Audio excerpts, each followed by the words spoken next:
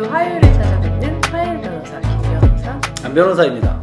안 변호사님, 계약서 검토하다 보면 기한의 이익 상실이라는 용어를 접할 때가 있는데 무슨 뜻인가요? 뭐 생소하신 분들도 있겠지만 뭐 어려운 내용은 아니고, 우리가 누군가한테 돈을 빌린다를 생각해 보면 돈을 빌리고 바로 갚을 수 없잖아요. 그러니까 뭐 1년 뒤에 갚아라 라고 하니까 1년 뒤에 갚으면 됩니다. 그게 이제 일정 정도의 기한의 이익을 보고 있는 거죠. 근데 1년이 채 오기 전에 이러이러한 사유가 발생하면 1년 동안 기다려주지 않고 지금 당장 바로 갚아라, 이런 경우가 생길 수 있거든요. 그런 경우를 기한의 이익이 상실됐다, 이렇게 표현하는 겁니다. 네.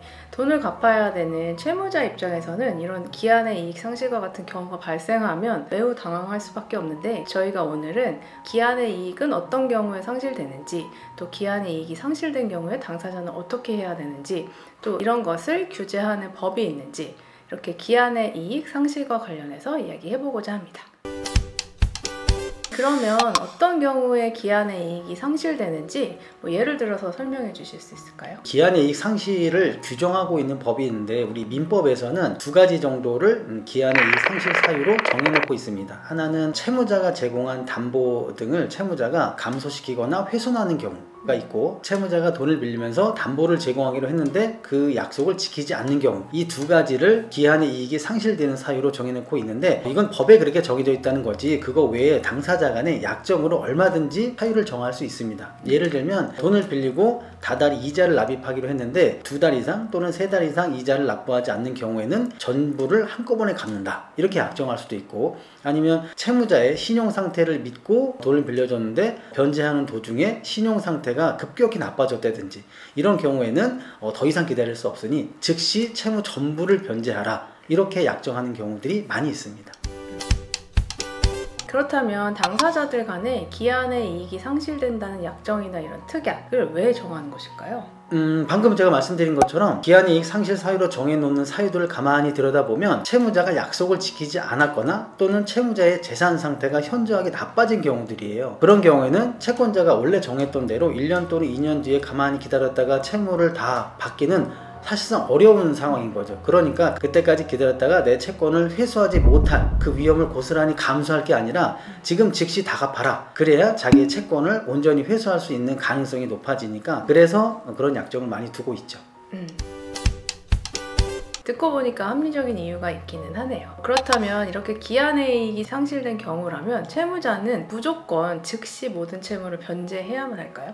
꼭 그런 건 아닙니다. 언제나 그렇듯이 경우를 좀 나눠봐야 되는데, 약정을 할 때 이렇게 두 가지로 나눠서 약정하는 경우들이 많아요. 뭐냐면 첫 번째는 그런 기한의 이익 상실 사유가 발생하기만 하면 채권자의 별다른 어떤 통지나 이런 거 없이도 무조건 채무 전부를 변제해야 된다 라고 약정하는 경우가 있거든요. 그런 경우에는 방금 말씀하신 것처럼 그 상실 사유가 있는 즉시 나머지 채무 전부를 한꺼번에 갚아야 됩니다. 근데 그렇게 정한 것이 아니고, 기한의 이익 상실 사유가 발생하면 채권자가 통지하거나 아니면 변제를 독촉하는 그런 별도의 어떤 행위가 있은 경우에 한해서 나머지 채무 전부를 변제한다, 이렇게 약정하는 경우에는 상실 사유가 발생했다고 해서 나머지 채무 전부를 한꺼번에 갚아야 되는 것이 아니라, 채권자가 변제를 독촉하거나 별도의 의사표시를 하는 경우에 한해서 나머지 채무 전부를 한꺼번에 갚아야 되는 그런 상황이 발생하는 거죠.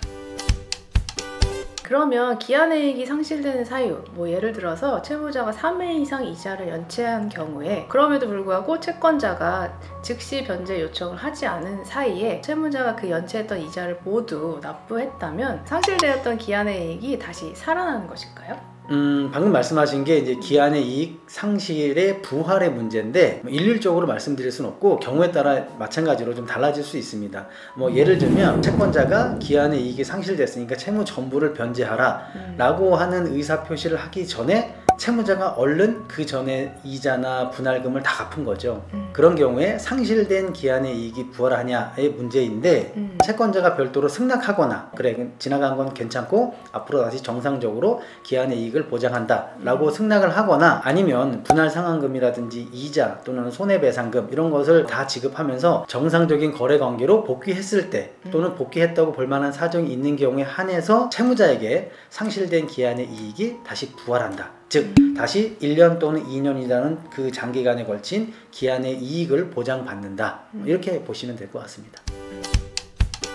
네, 그러면 기한의 이익이 상실되어서 채무를 즉시 전부 변제해야 되는 채무자 입장은 조금 불리한 입장일 수 있는데 이렇게 불리한 채무자를 보호하기 위한 관련 법률이 있을까요? 먼저 개인금융채권의 관리 및 개인금융채무자의 보호에 관한 법률, 법이 이름이 조금 긴데 줄여서 개인채무자보호법이라고 하는 법이 있는데 그 법에서는 금융기관이 대출 채무자에게 기한의 이익이 상실되는 사유가 발생한 경우에는 열흘 전까지 통지를 하고 통지하는 경우에는 상실일, 상실 원인, 그리고 상실 효과 등을 명확하게 기재해서 통지하게끔 돼 있고 그렇게 개인 채무자의 기한의 이익이 상실되는 경우에도 나머지 채무에 대해서는 연체이자를 부과할 수 없도록 그렇게 규정하고 있고 또 약관 규제에 관한 법률에서는 고객에게 정당한 사유 없이 기한의 이익을 상실하는 규정을 두지 마라. 그리고 그렇게 하는 경우에는 그 부분은 무효로 한다. 이런 규정을 두고 있습니다.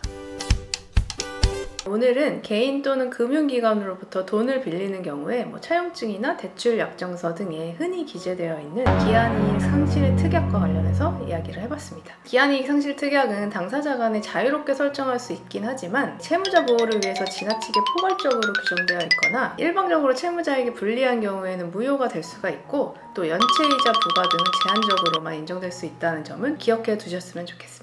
이미 지인으로부터 돈을 빌리시면서 차용증을 작성하신 분이나 또는 금융기관으로부터 대출을 받고 대출 약정서를 작성하신 분들은 오늘 저희가 말씀드린 점을 참작해서 본인들이 갖고 계신 계약서에 기한이익 상실에 관한 규정이 있는지 그리고 그게 관련 법률을 위반하는 것은 아닌지 한번 살펴보셨으면 좋겠습니다.